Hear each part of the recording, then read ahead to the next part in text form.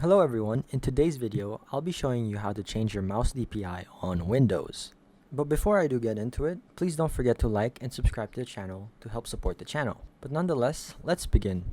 All you really need to do is very simple. Go to the very bottom left on your search bar and type in mouse settings. Then, click on mouse settings and you'll see a slider here where you can adjust your DPI.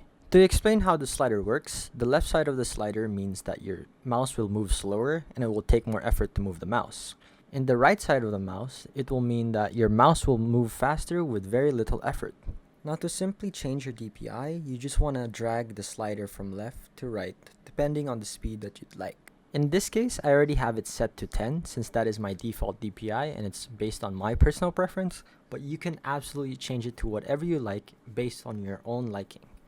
And that's basically it. Once you find the speed that you're comfortable with, you don't have to click on anything else, just click on the X button of the settings bar and you should be set.